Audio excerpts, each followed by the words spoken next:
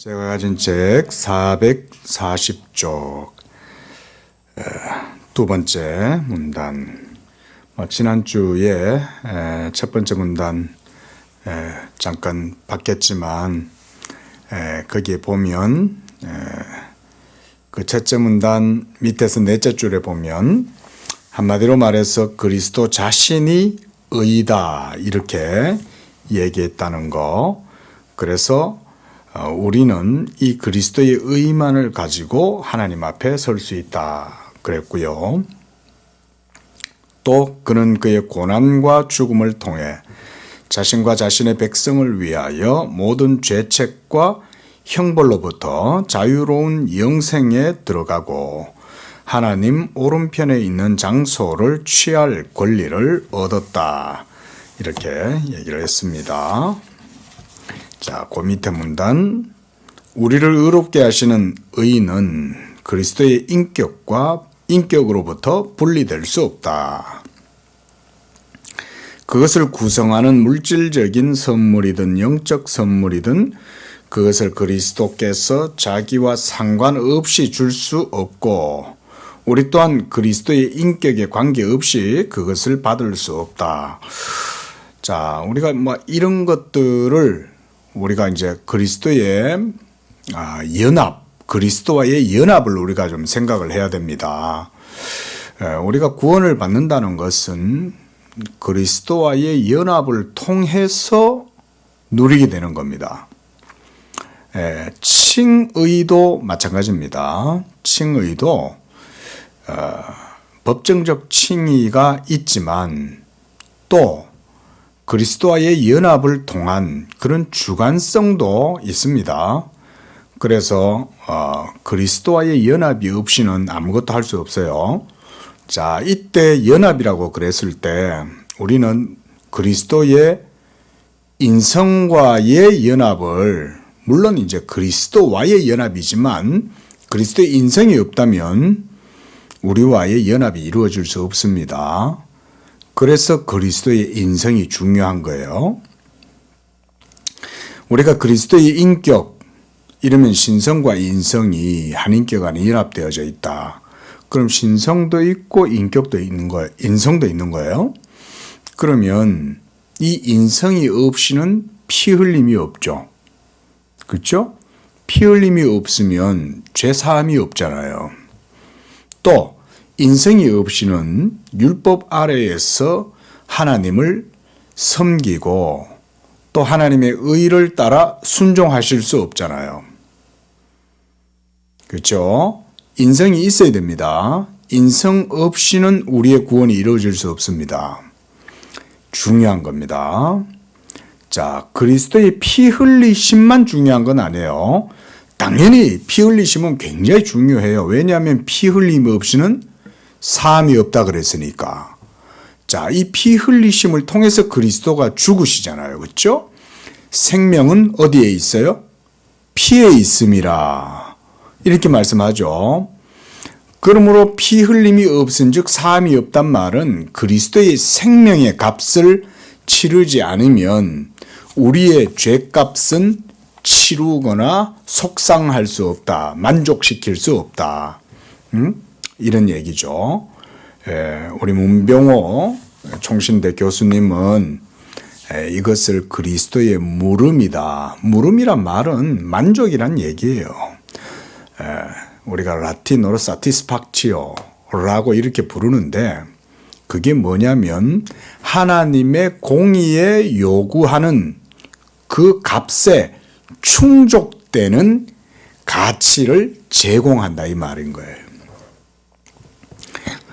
우리가 피해를 준 사람, 바로 그 사람을 우리가 오펜더라고 그러죠.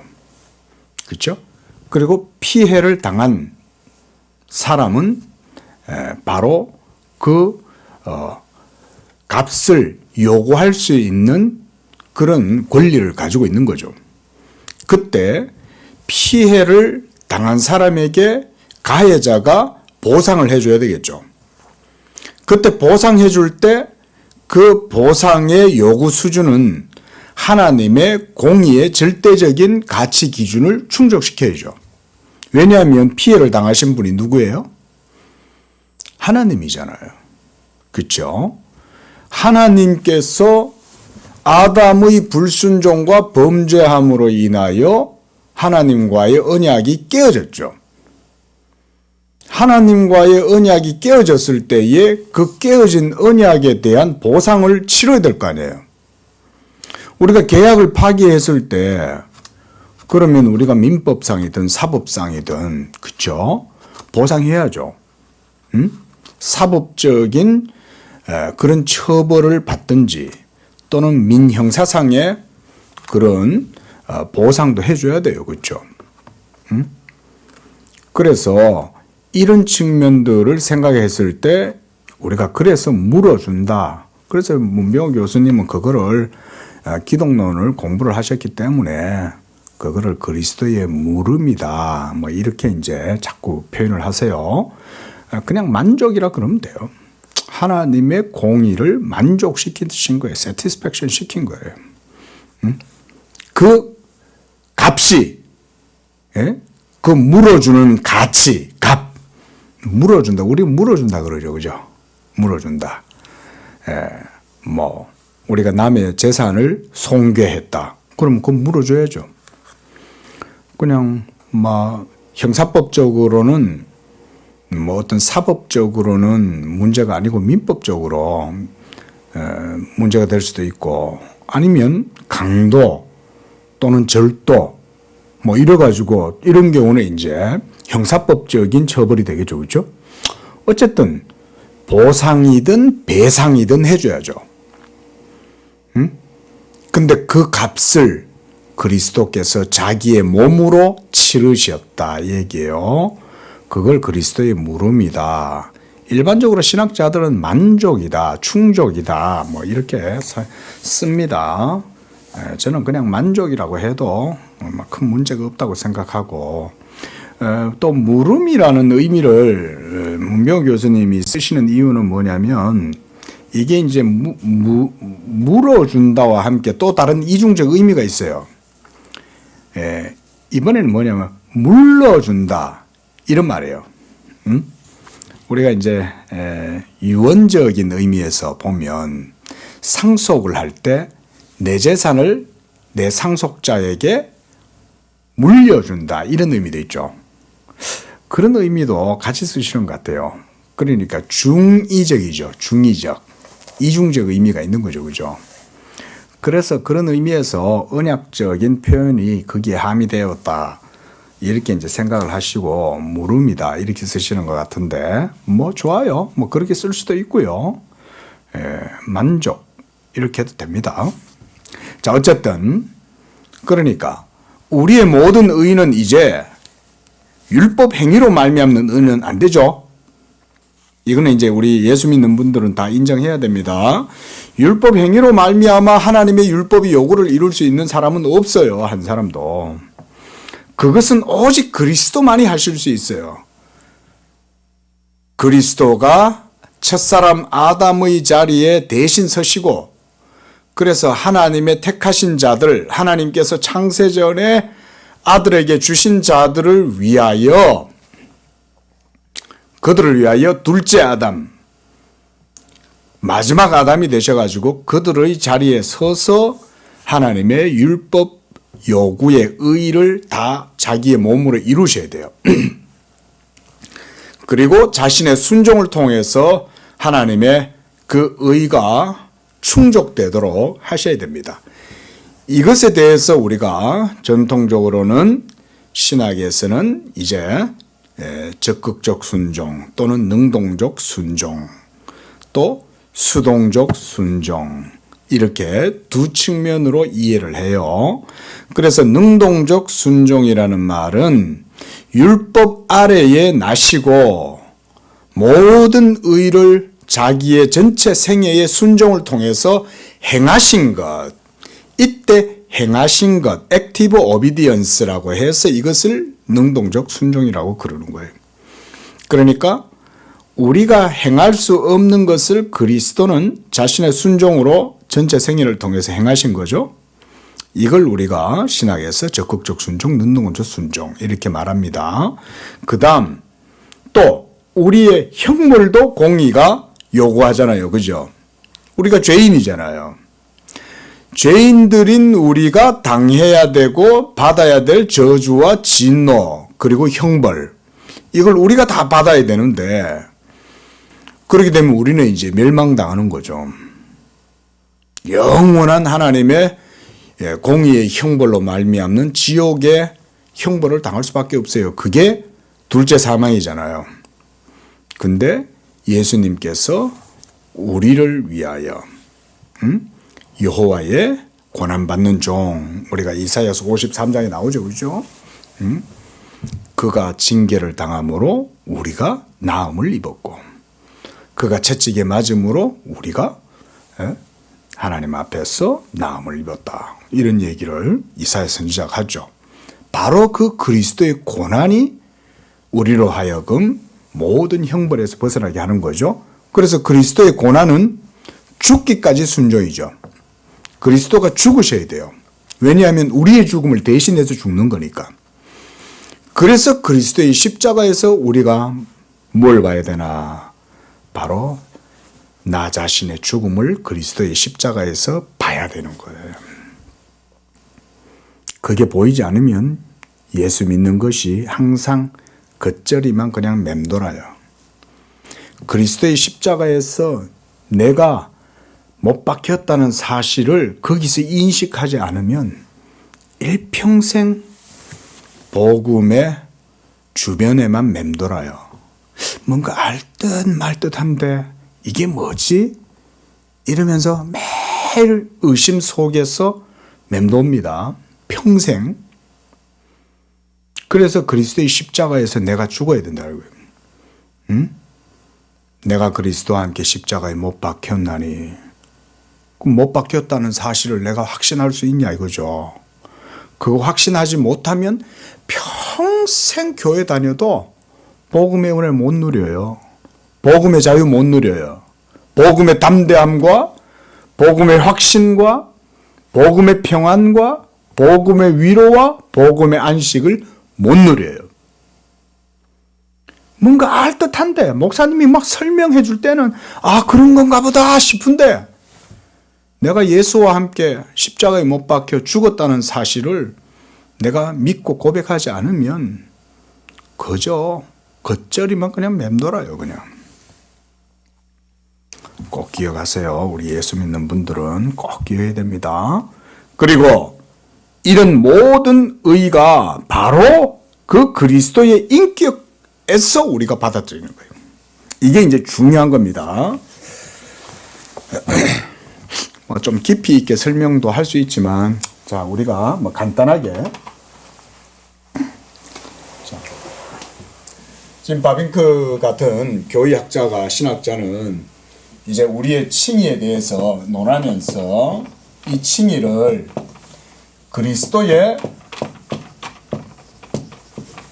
인격과의 뭘 추구하고 있어요? 연합을 얘기하고 있죠. 그렇죠? 그리스도의 인격과의 연합을 강조하고 있는 거예요. 연합이 없이는 사실은 이 칭의는 이루어질 수 없어요. 내가 믿는다고 말은 할 수 있죠. 저 예수 믿습니다. 목사님 저 교회 다니고 예수 믿어요. 말은 하죠. 그런데 그 사람이 정말 예수님을 믿는 사람이라면 그리스도와 연합된 상태여야 돼요. 연합도 안 돼 있는데 나 예수 믿는다고 말은 할 수 있겠죠. 그렇죠. 말은 할 수 있잖아요. 그러니까 주여 주여 나더러 주여 주여 하는 자마다 다 천국에 가는 게 아니다. 예수님도 그랬잖아요. 그러니까 교회는 다 다니는 거예요. 교회는. 연합된 자도 교회를 다니고 그리스도를 모르고서도 교회를 다니면서 믿는다고 말은 할 수 있는 거죠. 그런데 그 믿음이 정말 참된 믿음이냐 라는 것을 확인을 해야 될 거 아니에요. 그죠? 너희 믿음을 확증하라 그랬잖아요. 그렇지 않으면 너희는 버리운 자니라 그랬단 말이에요. 사도가. 확증해라. 내가 그리스도와 함께 연합되었냐? 이게 중요한 겁니다. 지금 바빙크가 이제 그런 논조에서 이 칭의에 대해서 얘기를 하고 있죠. 그런데 이제 그 얘기는 우리가 거기까지만 하고, 그러면 우리가 이제 의롭다함을 얻는 거 아닙니까? 우리가 하나님 앞에 율법 행위로 말미암지 아니하고 믿음으로 의롭다함을 얻게 되었을 때는 연합이 전제된다 그랬어요. 이게 연합이 전제되어야 된다 그랬는데, 자, 그러면 연합되었다고 쳤을 때 우리의 이 의는 모두 어디서 나오겠어요? 당연히 그리스도의 인격에서 나오겠죠. 그리스도와의 연합을 통해서 우리가 그리스도의 모든 구속의 효력을 누리니까, 우리가 이것을 뭐 효력이라고 해봅시다. 이런 효력들이 모두 다 인격에서 나오는 거죠. 그리스도 인격에서. 그 그리스도의 인격과 연합되어져야 된다. 우리가 그리스도와 연합을 하려면 그리스도는 신성뿐만 아니라 인성도 같이 가지고 계셔야 되는 거예요. 그래서 우리가 성찬식을 할 때 이 성찬에 참여하는 것을 그래서 우리가 사모하는 거예요. 왜냐하면 이 성찬에 장과 떡은 뭘 상징하는 겁니까? 그리스도의 인성의 살과 피를 상징하죠. 그래서 성찬식이 예수님이 제정하신 거예요. 그냥 설교만 듣고 은혜 받겠다 이런 거 없습니다. 그거는 바른 교회 아니에요. 예, 설교만 강조하는 그런 교회가 좋은 것 같지만 아닙니다. 그리스도의 인성도 신성과 함께 인성도 우리에게 복음의 요소예요. 복음의 요소. 예. 인성이 없이는 연합할 수 없고, 연합할 수 없다면 의도 누릴 수 없죠. 그러니까 그리스도의 인격으로 말미암는 모든 구원의 효력도 우리에게 전달될 수 없겠죠. 그렇죠? 이런 거예요. 자, 여기까지만 설명하겠습니다. 지금 바빙크가 지금 그런 측면에서 인격을 얘기하고 있는 겁니다. 자, 그래서 그 밑에 이제 설명해 놨죠. 물질적 선물이든 영적 선물이든 그리스도께서 자기와 상관없이 줄 수 없고, 우리 또한 그리스도의 인격에 관계없이 그것을 받을 수 없다. 그의 인격과의 교제, 교통이죠, 이게. 이 교제가 성령으로 말미암아 우리가 그리스도와 연합함으로써 이게 이제 성령의 하나 되게 하신 것, 이거잖아요. 이 교제가 형제가 연합하여 동거함이 어찌 그리 아름다우냐 할 때 그 아름다움이에요. 이게 시편 기자가 말한 형제가 연합하여 동거함이 어찌 그리 아름다우냐. 왜 아름답겠어요, 그게? 복음의 진리가 그리스도와의 연합을 통해서 이루어지니까 그게 아름답다고 그러는 거예요. 그냥 막 한테 모여가지고 떠들고 기타 치고 놀고 생일 축하 노래 불러주고 이래서 아름답다는 게 아니에요. 거기에는 그리스도의 인성의 신비, 경건의 비밀이 거기 속에 있기 때문에 아름답다 그러는 거예요. 자, 그래서 그의 인격과 교제 없이는 그리스도의 은택들과 교통이 없다. 은택, 이거라고 할 수 있겠죠. 효력이라고 할 수 있겠죠. 은택. 모든 혜택이 그리스도의 인격으로부터 우리에게 믿음으로 주어지게 된다. 그 가운데 하나가 칭의예요. 칭의. 칭의는 그리스도의 인격에서 우리가 받는 혜택 가운데 하나예요. 물론 중요한 요소죠. 예? 당연히 우리가 의롭다함을 얻어야 되잖아요. 자, 중요합니다. 그래서 전자는 항상 필연적으로 후자를 동반한다. 하나님의 심판 앞에 서기 위해 모든 죄책과 형벌로부터 해방받기 위해 또 하나님의 영광과 영생에 참여하기 위해 우리는 그리스도를 소유해야 된다. 그것도 어떤 것을 소유하는 것이 아니고 그리스도 자신을 소유해야 된다. 예? 이런 표현이 참 성경의 중요한 교리적 표현입니다. 이런 게 그리스도 자신을 소유해야 돼요. 자, 우리가 그리스도를 먹는다, 그리스도를 누린다 그랬죠. 그렇죠? 우리가 누림, enjoyment, 즐김, 먹음, 그걸 프루이라 그랬죠. 기억나십니까? 프루이? 프루츠, 이러면 우리가 열매를 먹는 거잖아요. 그렇죠? 그게 프루이는 누림이란 말이에요. 엔조이 한다는 얘기인 거예요. 근데 그건 그리스도를 누림인 거예요. 그리스도를 누림. 그 그리스도를 누림이란 말은 그리스도를 먹음이랑 같은 거죠. 성찬식도 우리가 그리스도를 먹음이죠. 이런 게 모두가 다 그런 은택에 대한 의미들을 보여주는 겁니다. 그래서 그리스도 자신을 소유해야 한다. 우리는 그의 은혜와 진리로 충만한 중에 그의 신성과 인성에 따라서 그러죠. 그죠? 여기서 바빙크가 신성도 얘기했고 인성도 얘기했어요. 하지만 이 두 개는 떨어진 게 아니죠. 한 그리스도의 인격 안에, 중보자의 인격 안에 두 성품이 연합되어져 있어요. 우리가 바로 그런 그리스도의 중보의 은혜를 누리는 거예요. 그래서 비하와 승귀의 모습 그대로의 그리스도를 소유해야 한다. 저는 이런 표현도 아주 정말 좋은 표현이라고 생각돼요. 비하, 우리가 낮아지신 그리스도의 사역에서 봤습니다. 그렇죠? 승기, exaltation, 높아지신 그리스도의 사역에 대해서도 봤습니다. 그런데 지금 바비니까 뭐라고 얘기했어요? 승기의 상태의 그리스도만 누리는 게 아니라는 거죠. 비하의 상태의 그리스도의 사역도 우리가 누려야 된다는 거예요. 그것도 소유해야 되고 승기의 상태도 소유해야 된다. 참 이런 표현은 좋은 것 같아요.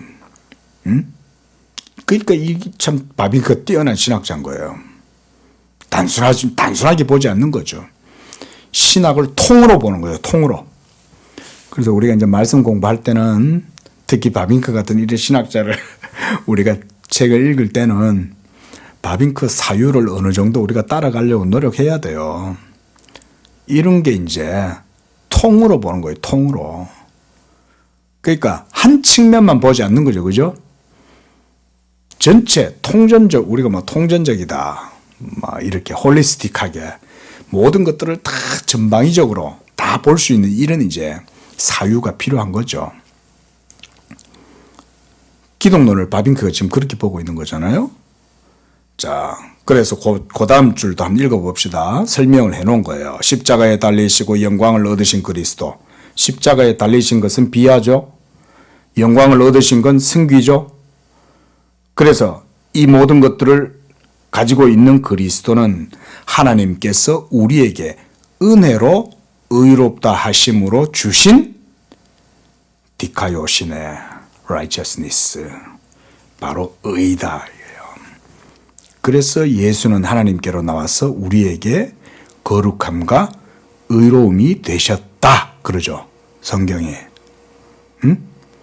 예수는 우리의 거룩함이고 우리의 의가 되시는 거예요. 이게 복음의 정수의 표현이죠. 이런 게. 예수가 바로 우리의 의예요.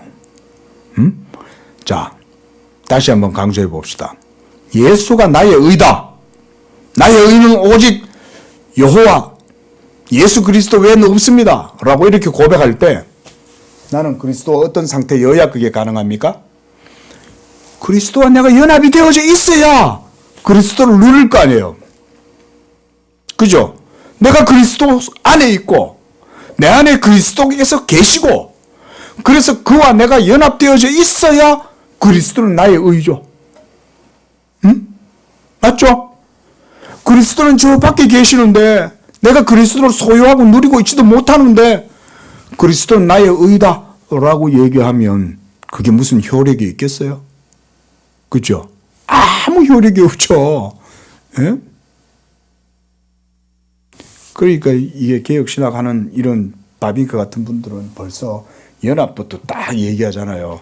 칭이 얘기하는데 왜 연합을 얘기하냐고요. 이 의가 그리스도에게서 효력을 드러내는데 이 효력을 누리려면 연합되어져 있어야죠. 그래서 예수님도 그랬잖아요. 그렇죠? 나는 포도나무여 너희는 가지다. 너희가 내 안에 거하지 아니하면 너희에게는 아무런 열매를 맺을 수 없다. 이게 전부 다 연합을 얘기하는 거 아닙니까? 예수님과 성도와는 연합이 되어져야 돼요. 그래서 만왕의 왕 내 주께서 왜 고통당했나? 뭐 때문에 고통당했어요? 나를 위하여, 나의 의가 되어 주시기 위하여 십자가에 고난을 당하신 거죠. 나의 의가 되시기 위하여 죽으신 거죠.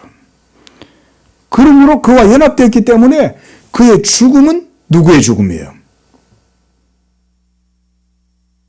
누구의 죽음이에요? 나의 죽음이죠. 그와 연합되어져 있지 않다면 예수님의 죽음은 예수님의 죽음이지 내 죽음이 아니죠. 근데 사도는 뭐라고 그래요? 너희가 그리스도 예수를 믿음으로 그와 함께 십자가에 못 박혔다 그러죠. 그렇죠? 이게 예수 믿음이에요. 자, 그래서 하나님께서 이 그리스도를 그의 모든 은택과 함께 은혜로 우리 편에서 어떤 공로 없이 신앙의 길에서 우리에게 주심과 동시에 우리를 의롭다 하셨으니 모든 죄책과 모든 형벌로부터 우리를 자유롭게 하시고 우리에게 영생과 하늘의 영광과 자신의 축복된 영원한 교제에 참여할 권리, 이것을 주셨다. 자, 그 다음 밑에 줄. 그리스도께서 우리를 위하여 성취하셨던 그 모든 순종. 자, 이게 이제 그 모든 순종이라 그랬어요.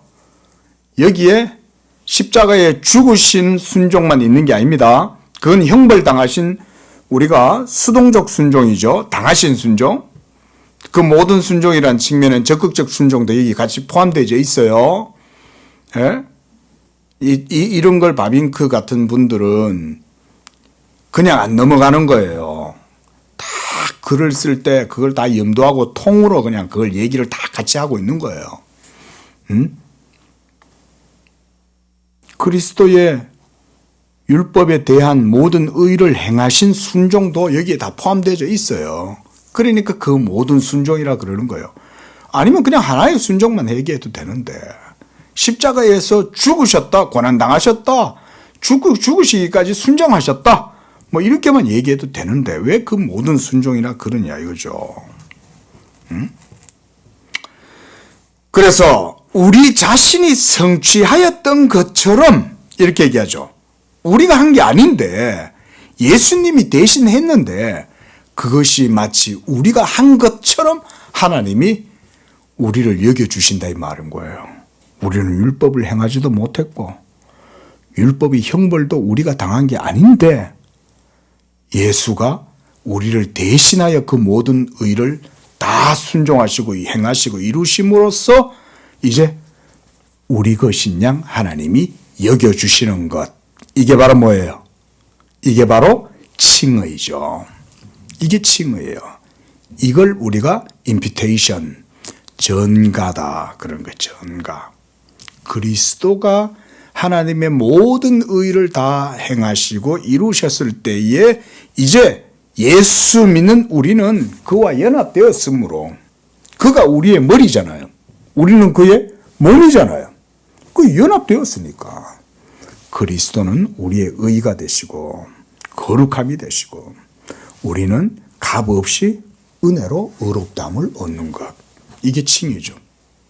하나님이 이렇게 우리를 의롭다 하시는 거예요. 자, 그러나 어느 것이든 우리가 받을 수 있는 길은 두 길이 있다.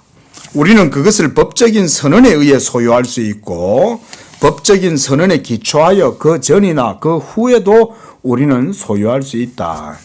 자, 법적인 유언에 상속인으로 농명된 기록된 자는 누구든지 이미 장차 유산된 재산들을 얻을 권리를 갖고 있지만 사실 그것을 소유할 수 있게 되는 때는 몇 년 후에 가능할 수 있다. 자, 집에 우리가 뭐 어떤 재벌 얘기 다시 합시다. 재벌의 이제 금수저 자손들이 자기 아버지 죽기를 바라겠죠. 이제 변호사를 통해 가지고 이제 유산 상속에 대한 유서를 써놨다 쳐요. 그 법원에 가가지고 이제 거의 공증까지 다 받아놨어요. 그런데 그 유언장의 법적 효력은 언제 발생합니까? 그 상속인이 그죠? 유언자가 살아있으면 안 되죠. 죽어야 그 유언장은 그때 효력이 발휘되죠. 지금 이제 그런 얘기입니다. 그래서 법과 현실이 같은 순간에 일치될 때라도 본질적으로 둘 사이에는 큰 차이가 존재한다. 소유는 사실에 대한 법적인 힘이고 그것을 소유하는 것, 그것을 소지하는 것은 사실에 대한 실제적인 힘이다. 좀 말을 좀 어렵게 해놨는데 그런 얘기예요. 우리가 믿음으로 의롭다함을 얻게 될 때 칭의를 단순히 법정적 칭의다 라고만 생각하면 그거는 법정적 의미로만 있지만 그게 이제 우리 자신들의 것이 될 때에 그 사실의 효력은 보다 더 크겠죠. 이미 나는 유언자, 나는 이미 상속자야. 아버지가 나를 상속인으로 지명했어. 그래서 아버지의 모든 재산은 이미 나에게 주신다고 이미 유언서에다가 이렇게 다 해놨어. 공증을 받아놨어. 근데 아버지는 아직 살아있어. 그러면 그 재산은 내 거예요, 아직은? 아직은 내 게 아니죠. 하지만 어때요? 법정적으로는 유언장에다가 기록을 해놨으니 사실은 내 것이나 다를 바 없죠. 그렇죠? 하지만 아직 실제적으로 그게 내 것이 되지는 않았죠. 그죠? 왜냐하면 유언자이신 아버지가 아직도 살아 계시니. 근데 아버지가 돌아가시면 후견인이 이제 그 재산 상속을 이제 석세서 상속 받겠죠. 예? 그러면 실질적으로 이제 그 재산이 자기의 권리로 주어지겠죠. 그렇죠? 그러니까 지금 바빙카에서 이제 그런 의미로 얘기하는 것 같아요. 법정적 칭의뿐만 아니라 주관적인 그런 칭의도 의를 누리게 된다. 이런 얘기 같아요. 근데 그게 바로 그리스도를 소유함으로써 실제적인 의를 우리가 누리게 되는 거죠. 자, 넘어가고요.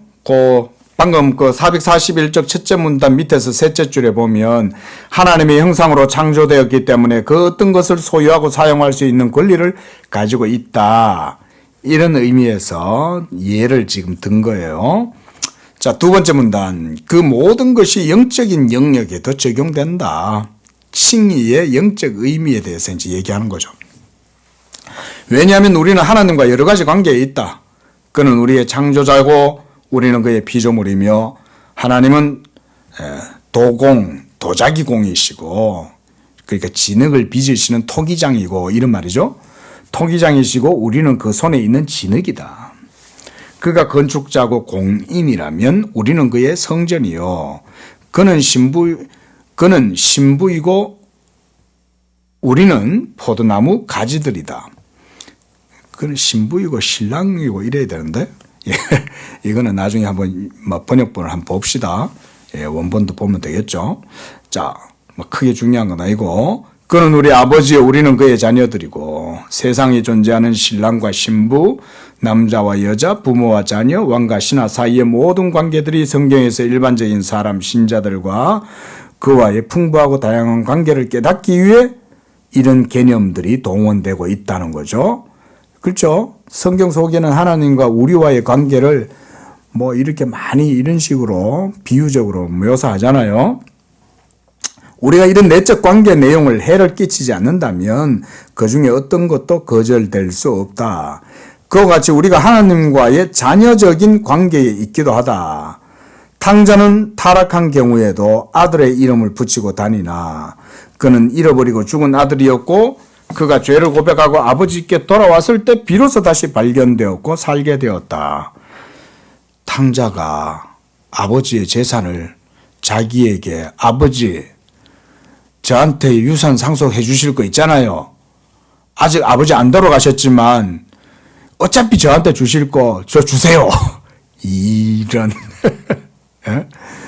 그러니까 아버지가 아이고 이놈만 나중에 받아 니 그 많은 재산 가지고 뭐 할 거야. 아예 안 돼요. 지금 줘요. 나 지금 그거 쓰고 싶어요. 그래 가져가라. 이래가지고는 가져가가지고는 이제 허랑방탕한 거죠.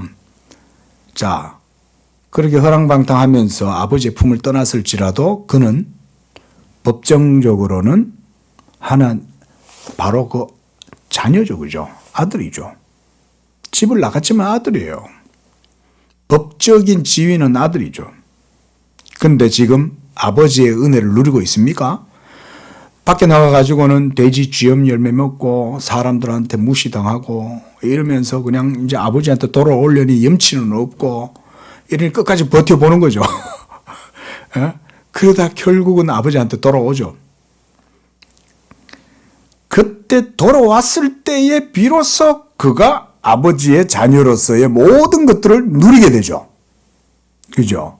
집에 돌아오니 아버지의 하인들이 도련님 오셨습니까? 이러는 거죠. 그죠? 예? 근데 저 타국에 있을 때는 어땠어요? 너 뭐야? 이러면서 온갖 괄시당하고 그랬던 사람이 아버지께 돌아오니까 자녀가 되는 거죠.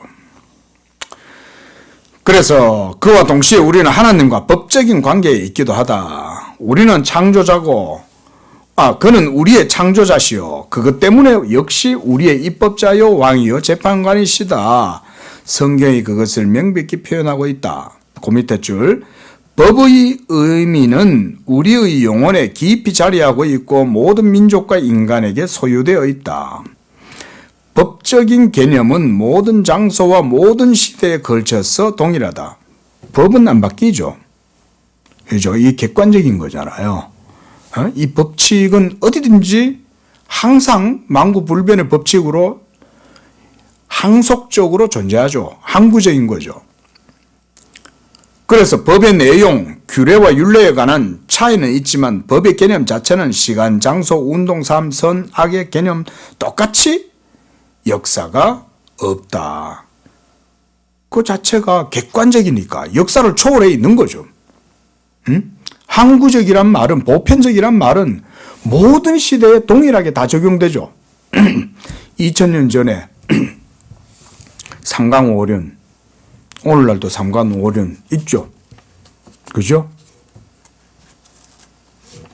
옛날이나 지금이나 다 똑같아요. 그런 보편적 법칙은 안 바뀌어요.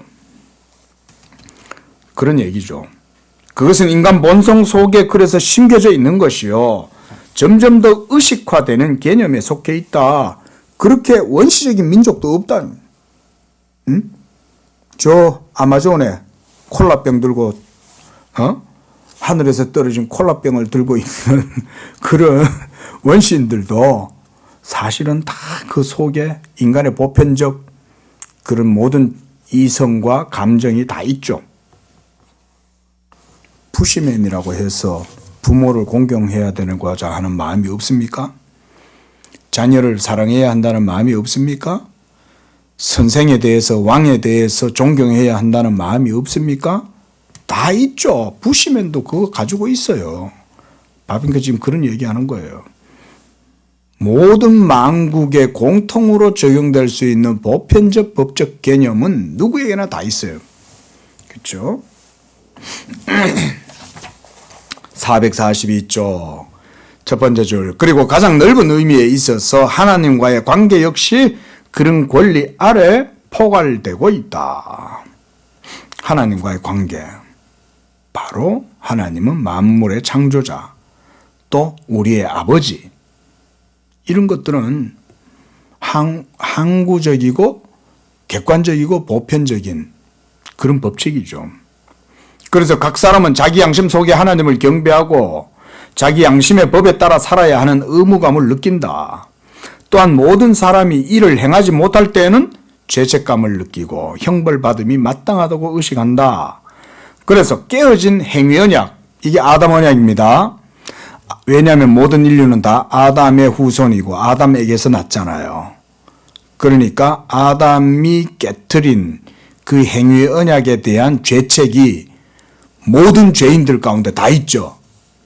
그래서 아담과 같은 죄를 짓지 아니한 모든 사람들에게도 아담 한 사람의 불순종과 범죄로 말미암아 모든 사람이 다 죄를 범하였다.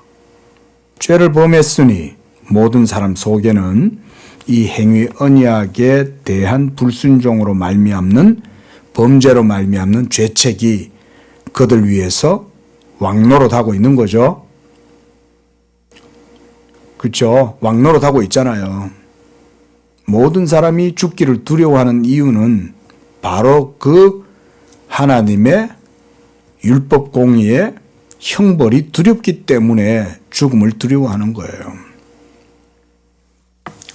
시내산에서 하나님에 의해 선포된 도덕법은 그 계명의 내용들만이 아니라 그들이 지켜야 할 의무를 더 무겁게 하였다. 이 율법이죠. 자, 이런 거에도 이제 바빙크 노모스의 사상이 이런 것 속에 표현되고 있는 거예요. 자, 먼저는 바빙크에 의해서 이 문단에서 지금 뭔 얘기했어요? 앞에서는 양심의 법 얘기했죠. 만고불변의 부시맨에게도 적용되는 만고불변의 법칙이 있다. 양심에서 그걸 느낀다 그랬어요. 그렇죠? 우리가 기억하시죠? 우리 지난 시간에 소명에서 그렇죠? 바빙크의 노모스 사상에 대해서 우리가 이해를 했습니다. 그렇죠? 천지 만물을 창조하신 창조의 법칙 노모스, 그리고 하나님의 형상으로 지음받은 사람의 마음 속에 있는 양심의 법칙 노모스. 세 번째는 뭡니까? 하나님이 시내산에서 모세를 통해서 주신 그 율법의 노모스. 이 세 개는 다 바빙크에게 있어서는 노모스예요. 율법이에요. 율법인데 여기에서 이제 구별이 생기죠. 첫째는 창조의 말씀, 법칙. 둘째는 사람의 모든 보편적 이성의 지각 속에 있는, 본성 속에 있는, 우리가 이런 걸 본유관념이다. 신학자들은 그렇게 얘기하죠. 그게 있죠. 그 다음 세 번째는 지금 여기서도 얘기하고 있죠. 하나님에 의해서 선포된 도덕법, 바로 시내산 율법이요. 모세의 율법. 그래서 이것이 율법이 나타나게 되었을 때 하나님의 노모스가 더 분명하게 드러나게 된 거예요. 우리가 창조에 나타나는 하나님의 창조의 순리와 법칙은 무시할 수 있죠. 사람들이, 그죠?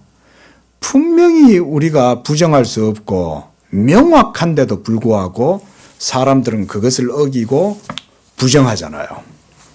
두 번째, 양심에서 나타나는 이 양심의 빛은 어때요? 양심의 빛과 증거도 사람들은 스스로 막아버리고 속여버리죠. 자기 스스로 자신을 속일 수 있잖아요. 그럼에도 불구하고 사도 바울이 로마서에서 말씀했죠. 예? 율법 없는 이방인이 그 본성으로 율법의 일을 행할 때에는 이렇게 얘기했고, 또 율법 있는 유대인은 율법으로 말미암아 심판을 받고, 율법 없는 이방인은 각자 그 양심이 하나님 앞에서 고소하고 송사하고 변호하고 이렇게 함으로써 그 양심이 증거가 되어서 심판받는다 그랬죠. 이런 게 전부 다 사실은 뭐 바빙크의 노모스 사상이라기보다는 성경의 사상이죠. 사도 바울도 그렇게 얘기했으니까 우리 속에 있는 양심의 법칙이 새겨져 있을 때 그게 실천적이다 그랬어요. 바울은 실천적이다 그랬습니다. 우리 양심 속에 있는 게 관념이다 그렇게 말 안 했어요. 바울은 정확하게 행위의 준칙이 사람 속에 딱 각인되어져 있다. 이런 표현은 우리가 알다시피 칸트가 정확하게 이런 표현 썼잖아요. 사람 속에는 그렇게 행해야 할 마땅히 그렇게 행해야 할 법칙이 딱 새겨져 있다. 그래서 정언적으로 주어져 있다. 그 정언 명법이요. 준칙이 딱 세워져 있는 거예요. 그렇게 하지 않으면 그 사람은 사람이 아닌 거야. 사람이라면 사람 속에는 반드시 그 법칙이 있기 때문에 그 법칙을 따라서 살아야 돼요. 칸트는 그렇게 이해했어요. 근데 사도 바울은 뭐라고 그랬어요? 한번 봅시다. 로마서 한번 보세요. 다시. 사도 바울이요 정확하게 뭐라고 얘기하냐면 15절, 2장 15절 한번 보세요. 자, 14절, 15절을 한번 읽어봅시다. 자, 로마서 2장 14절, 15절 시작. 율법 없는 이방인이 본성으로 율법의 일을 행할 때는 그랬어요. 율법의 일이라 그랬죠? 이 일이 뭐겠어요? 하나님의 계명의 명법인 거예요. 그 준칙이 딱 있는 거예요. 그게 일. 그게 어디에 있다는 거예요? 마음속에 새겨져 있는 거예요. 이게 일이. 그러니까 그 일을 따라 해야 돼. 본능적으로. 그걸 하지 않으면 안 돼. 예. 그래서 그걸 행할 때는 이 사람은 율법이 없어도 자기가 자기에게 율법이 되는 거예요. 예? 왜? 그 마음은 판서에 그게 새겨져 있으니까. 변명할 수 없으니까. 그래서 15절에 보세요. 여기서 바울은 좀 더 분명하게 표현해요. 이런 이들은 그 양심이 증거가 돼요. 그 생각들이 서로 혹은 고발하고 변명해요. 자기 자신 스스로가 자신에게 양심과 싸우는 거죠. 근데 뭐라고 싸워요? 그 마음에 새긴 율법에 뭐가 있다 그래요? 행위가 적혀 있다는 거예요. 행위가. 이게 사도 바울이 하나님의 계시의 권위로 계시의 영감을 받았기 때문에 이런 것에 대한 통찰력이 있는 거 아니에요. 얼마나 대단합니까? 이거 하나 규명하려고 칸트는 평생을 그렇게 책을 쓰면서 어려운 책을 그렇게 써다 놨는데 사도 바울은 간단하게 이렇게 쓰죠. 하나님의 율법이 사람의 마음속에 어떻게 행위를 해야 하는지 행위에 대한 준칙을 새겨놨다고 그러잖아요. 그래서 여기서는 행위다 그래요. 행위. 율법의 행위를 나타내느니라 그래요. 대단하죠. 율법의 관념, 아이디어가 있다. 이렇게 얘기하지 않죠. 행위를 딱 얘기하는 거예요. 그러니까 그렇게 하지 않으면 반드시 그 마음의 새겨져 있는 법칙, 율법의 일에 걸리는 거예요. 이게 노모스예요. 바빙크도 정확하게 이런 노선에서 이해를 하고 있는 거예요. 근데 이런 양심도 사람은 속일 수 있죠. 그죠? 예? 왜냐하면 여기 보면 양심이 고발하고 변명하잖아요. 변명. 변명한다는 말은 핑계 대는 거지. 피해 나가볼 길을 찾는 거지. 악은 행해놓고는 자기 스스로 속이면서 이건 악이 아니야 라고 생각하고 있는 거죠. 얼마나 그런 사람이 많아. 파렴치한 인간들 얼마나 많아요, 세상에. 자기 자신을 속일 뿐 아니라 주변에 있는 모든 사람들을 속일 뿐 아니라 그건 사실은 그 양심의 법칙을 제정하시고 부여하신 하나님의 형상으로 창조하신 바로 그 하나님을 부정하는 거죠. 그래서 하나님을 안 믿는 거예요. 그래서 하나님을 믿지 않는 자들은 마지막에 그들의 믿지 않는 불신앙에 대한 모든 준엄한 심판을 다 받게 되는 거예요. 이게 하나님을 믿지 않는 불순종하는 죄인들의 마음이에요. 이 세상 사람들, 믿지 아니하는 사람의 아들들의 모든 행태가 이래요. 그러니까 사기를 쳐놓고도 나 부끄러운 줄도 모르고 남을 속이고 등쳐먹어도 자기 배만 부르면 되고 이러고 살아가는 거죠. 일평생을. 이런 사람들이 세상 사람들 아닙니까? 양심을 속이고. 자, 그 바빙크는 여기에다가 더해서 이제 뭔 얘기해요? 율법의 의무가 분명하게 율법이 이제 드러났다는 거예요. 그게 바로 시내산 율법이라는 거예요. 이건 속일 수가 없어. 네 하나님 여호와만 섬겨라. 우리가 하나님만 섬깁니까? 어때요? 네 부모를 공경하라. 안식일을 거룩하게 지켜라. 살인하지 말라. 간음하지 말라. 도둑질하지 말라. 거짓말하지 마라. 탐내지 마라. 여기에서 자유로울 수 있는 사람이 있어요? 근데 하나님이 그걸 딱 말씀하시니까 더 분명하게 드러나는 거죠. 율법이 부여되기 전까지는 양심을 의지해서 살면서 어느 정도 속이고 양심의 변명도 하고 핑계도 삼고 이러고 요리조리 피해서 도망 다녔죠. 근데 율법이 딱 부과되자마자 명백하게 의의 법칙이 딱 선언이 됐잖아요. 그리고 그 율법 계명 전체를 하나도 지키지 못하면 그는 전체 율법을 다 범한 것이 되나니. 나 간음 안 했는데요. 저 부모님 공경 잘했어요. 저 살인 안 했는데요.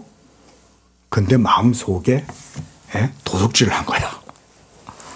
그러면 전체 율법을 다 범한 거예요.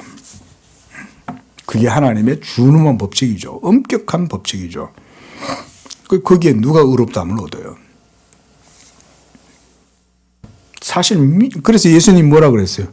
마음에 여자를 보고 음욕을 품는 자마다. 그래서 예수님이 또 남자들이 여자를 보고 음욕을 품었다 그러니까 그 여자들은 또 자유로운 줄 알아요. 그게 아니죠. 여자들은 또 남자의 복근을 보면 또 좋아하잖아.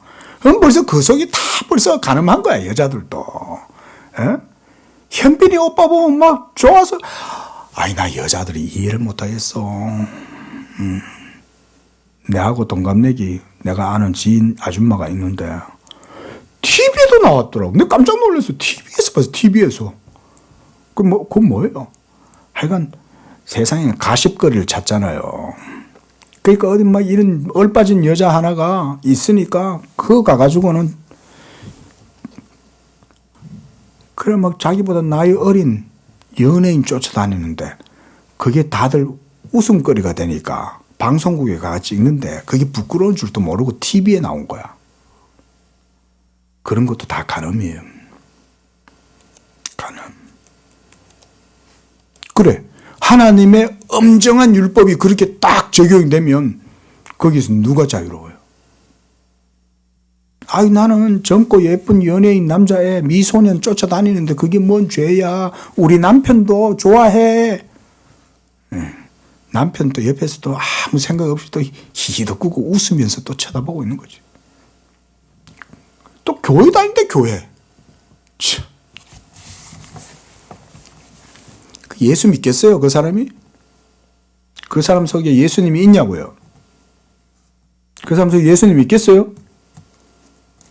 젊고 이쁘게 생긴 미소년 같은 연예인 애들 쫓아다니면서 오빠 오빠 그러고 지보다 나이 조카뻘 되는 애들한테 쫓아다니는 그런 여자 속에 예수님이 있겠냐고. 그러니까 남자든 여자든 예수님이 여자를 보고 음욕을 품었다 이럴 때는 여자들도 마찬가지인 거예요. 똑같아요.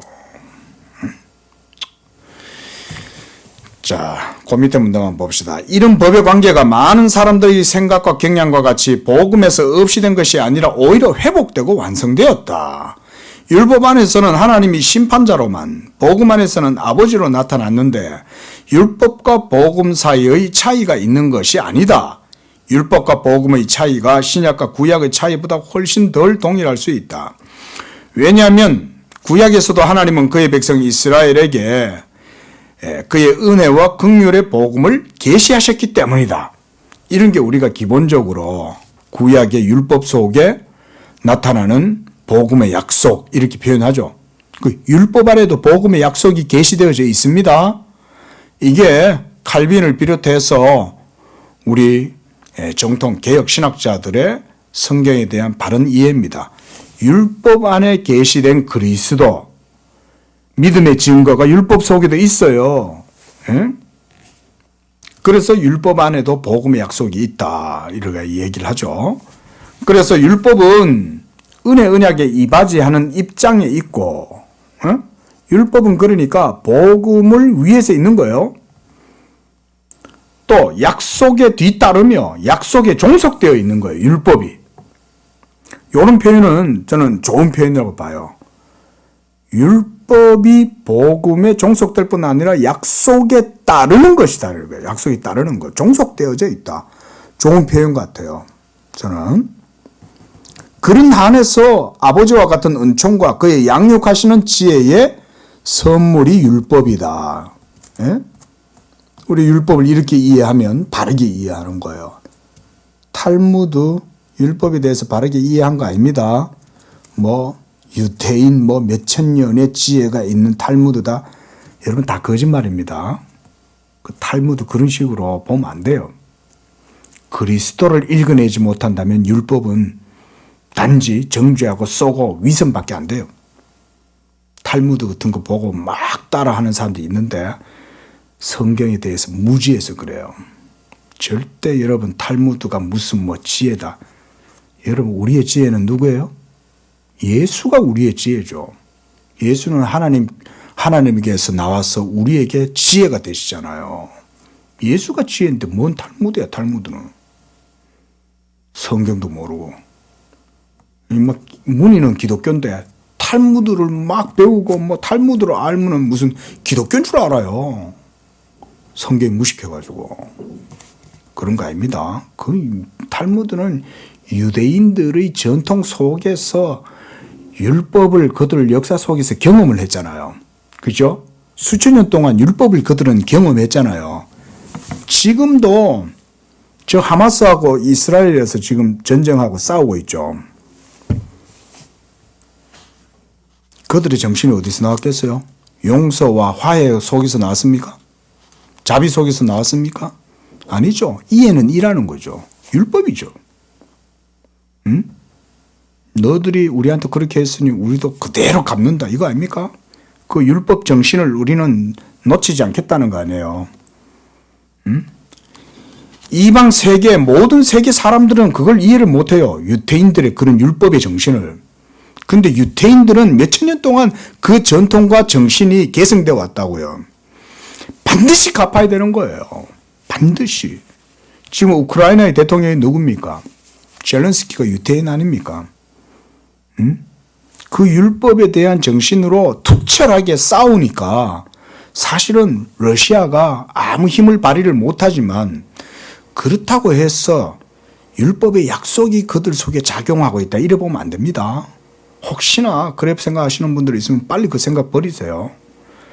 젤렌스키도 유태인의 피가 흐르고 유태인의 정신을 답습했기 때문에 그런 정신력을 갖고 일사각오로 싸우는 거예요. 그러니까 대단해 보이는 거예요, 그게. 물론 세상사에서는 대단해요. 그 정도로 싸우는 건. 응? 굴하지 아니하고 정의가 뭐죠. 그거 한 번씩 나와서 국제사회에 여론의 자기 의사를 막 발언하고 이런 거 들어보세요. 대단하죠. 개그맨이라고는 믿겨지지 않는 사람이에요. 정말 똑똑하잖아요. 근데 그 정신이 어디서 나왔게요? 율법 정신에서 나오는 거예요. 율법을 철저히 배우면 그렇게 되는 거예요. 세상 사람들이 볼 땐 똑똑해 보이는 거예요. 그 탈무드 같은 거. 성경은 알고 무슨 탈무드야. 성경도 제대로 안 읽고. 탈무드 보지 마세요. 성경 읽으세요. 성경. 정신없어요. 목사들이란 사람들조차도 성도들한테 탈무드 교육시킨대. 얼빠져가지고. 자, 진실로 그리스도의 품위 안에 인격이라고 생각해도 됩니다. 여기서 품위 이렇게 말씀하셨는데 그리스도의 위격, 그리스도의 인격입니다. 그 그리스도의 인격 안에 하나님의 긍휼의 심오한 것, 하나님의 자비, 그래서 구약에서보다 더 명백히 나타났을지라도 은혜의 복음이 이스라엘 가운데에 알려지지 않은 건 아니었다는 거예요. 자, 이런 건 나중에 더 공부를 한번 해봅시다. 그렇다고 그리스도 안에 나타난 충만한 복음이 전무한 것이 아니라 율법과 선지자들의 글의 성취이다. 자, 이런 정도. 자, 오늘은 여기까지만 하고요. 방금 읽었던 요 문단 내용은 한 번만 더 읽으세요. 성경 공부한다 치고. 그래서 구약의 율법 속에는 복음의 약속이 계시되어 있다. 이걸 우리가 언약의 증거다. 이렇게 표현해요. 예? 그들 속에도 율법 속에 율법의 증거, 그 증거가 뭐겠어요? 뭘 증거하겠어요? 그 율법 주신 하나님의 은총과 자비가 그리스도 안에 있다는 걸 보여준다. 이게 증거인 거예요. 그런 걸 언약의 증거다. 그러는 거예요. 기도하겠습니다. 자비로우신 하나님, 그리스도 안에서 우리를 향하여 자비하사 아들을 통해서 하나님의 그 충만한 생명과 또 그리스도로 말미암아 우리에게 이 의를 주시고 그래서 그 예수 그리스도를 믿는 자들에게는 이와 같이 하나님께서 믿음으로 의롭다 하실 뿐만 아니라 그들을 법정적으로일 뿐만 아니라 실제적으로 그들을 그리스도와 연합되게 하셔서 그들로 하여금 그리스도 안에서 의가 되게 하신 그 은혜의 영광을 찬양합니다. 이와 같이 우리를 믿음으로 의롭다 하신 하나님, 예수 그리스도를 믿는 믿음 안에서 우리 성도들이 이 의를 소유하게 하시고 누리게 하시고 맛보게 하시고 그걸 맛봄으로써 하나님의 그 깊은 은혜를 더욱 누리게 하시고 그 가운데 하나님께 영광을 돌리는 복된 삶, 또 복음의 위로 자유, 평강, 담대함을 누릴 수 있는 그런 영적 삶, 승리하는 삶이 되게 해 주옵소서. 예수님의 이름으로 기도합니다. 아멘.